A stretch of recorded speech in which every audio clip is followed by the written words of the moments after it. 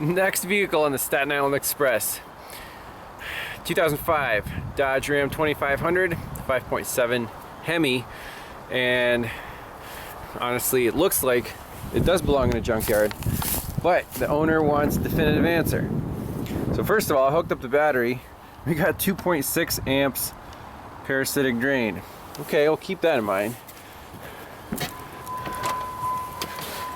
Oh, almost 300,000 miles. Wow.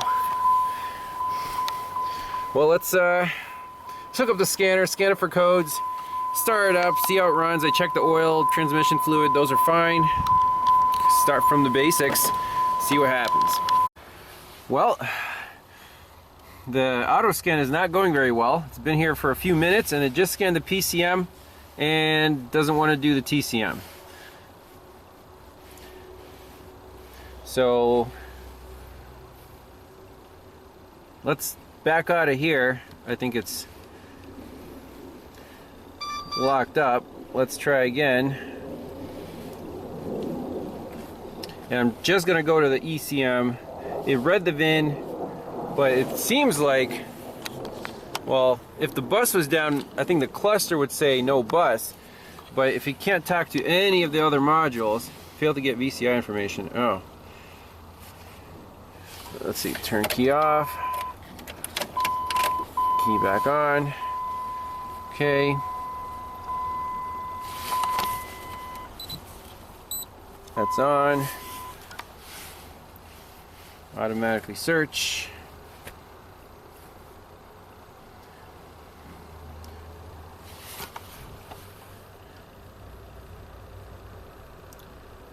Should auto ID the truck.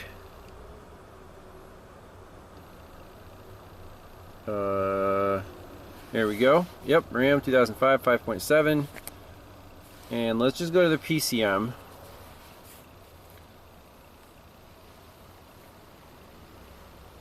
And read the codes there, see if it gives us any direction.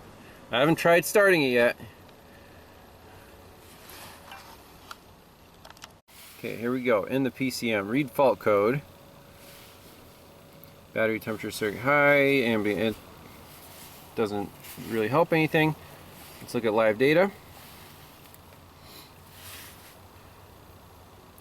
And I just want the basics here. Engine RPM, engine coolant temperature,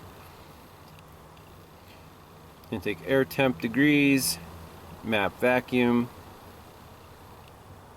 park neutral switch, TPS 1 volts, TPS 2 volts, voltage sense. Okay, graph that.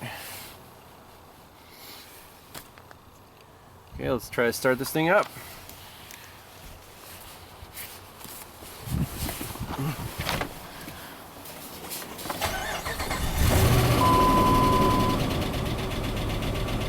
Okay.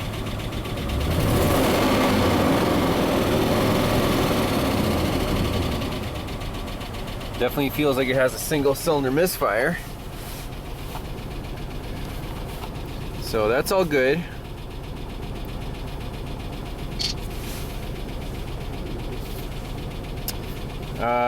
Let's see here.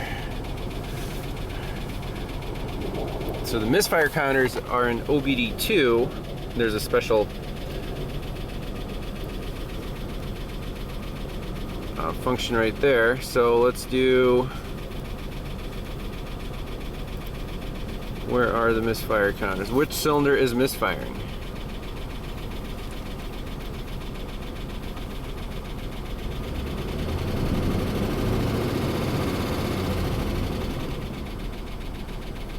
Definitely a misfire. Why are we not reporting misfires?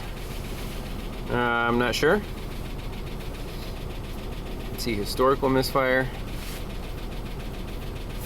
Seems like it's happy. It's definitely not happy. See if it set any codes.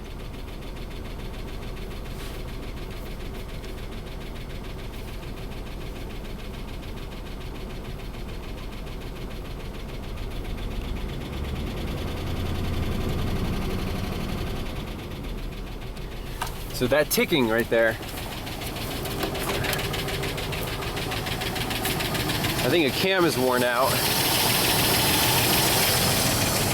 I think Josiah from Blue Skies Mobile Auto Repair just posted a short video on where the lifter, the roller, like basically seizes up, chews up the lobe on the cam, and then the cylinder has low compression.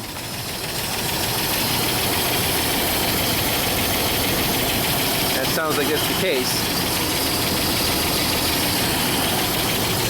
Still want to know which cylinder it is.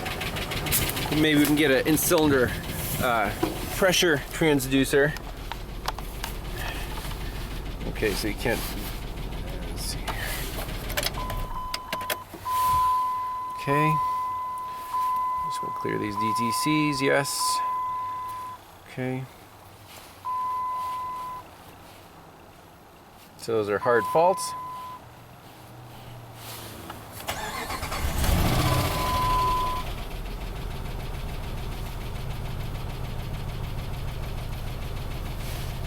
I can't believe this thing is not throwing any misfire counts here.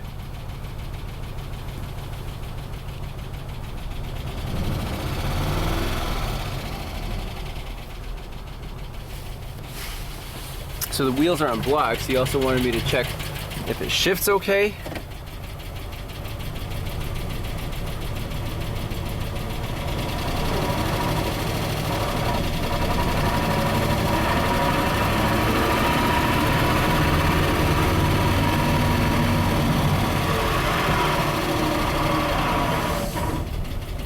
Okay, that's not really helpful.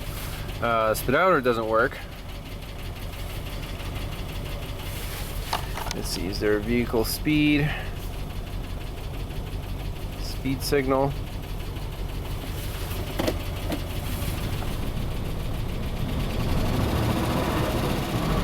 We'll have to look up where the vehicle speed comes from.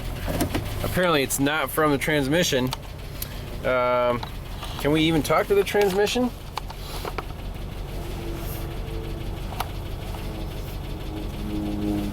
I'll try.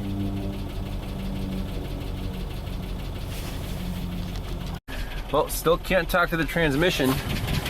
And I just did a simple cylinder drop test, unhooking one coil at a time. So there's contribution from that one. That's cylinder 1, 3, 5, and 7. 2, 4, and 6. Unhook 6, no contribution.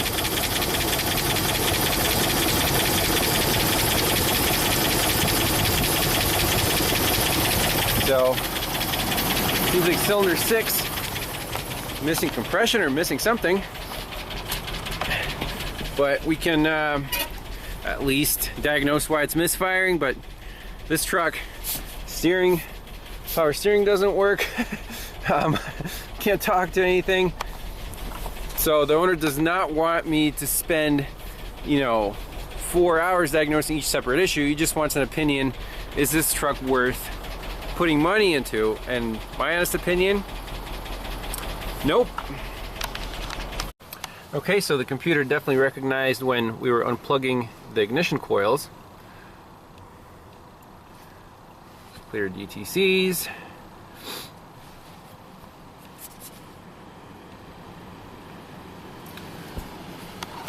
And then I'm just curious, let's put a pressure transducer cylinder number 6.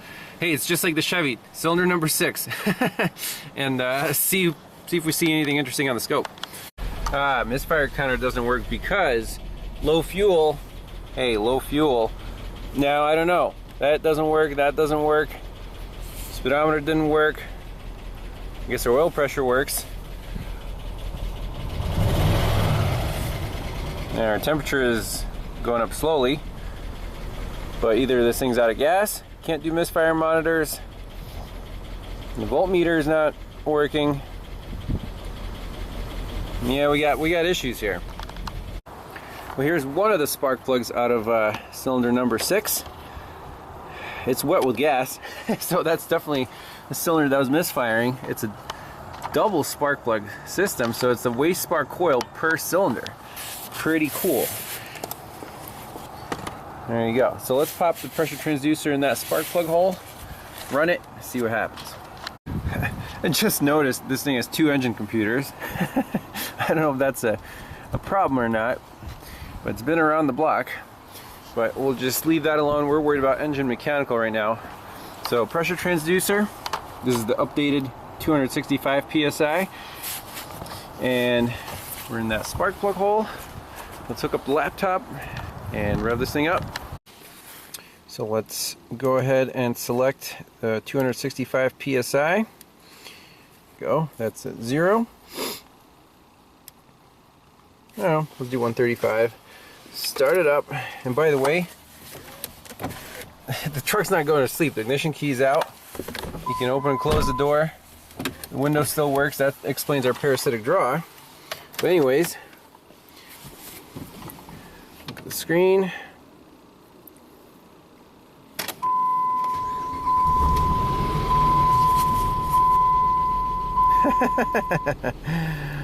Amazing. What happened there? Let me shut off again.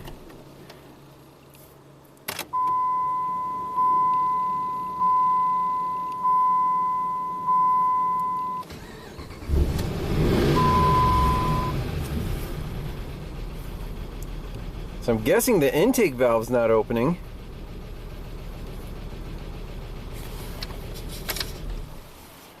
That is the coolest capture ever.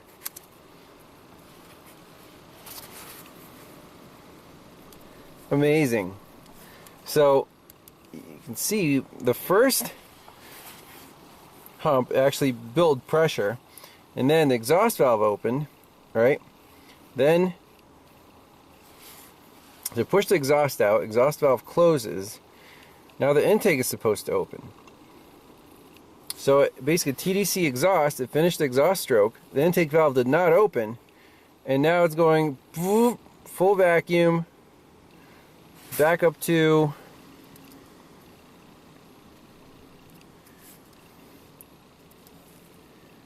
like 10 PSI and back down over and over and over again.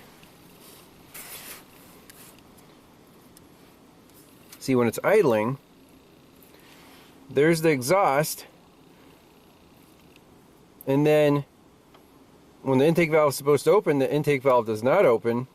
It just basically closed cylinder pulls on the closed valves. We're in a vacuum. Then during the compression stroke, we come back to atmosphere, which makes sense. There's no mixture in the cylinder. Then there's the power stroke and exhaust. That, I've never seen that before. That was worth it, putting an in-cylinder pressure transducer right in that cylinder. I mean, that's definitive. Is it possible that his rocker arm fell off? Could be. I'm not going to rip off the valve cover. But considering all the other issues this truck has, I'd say it's game over. Save your money, get something else, and that's it. I'm not going to waste any more time on it. So see you in the next one.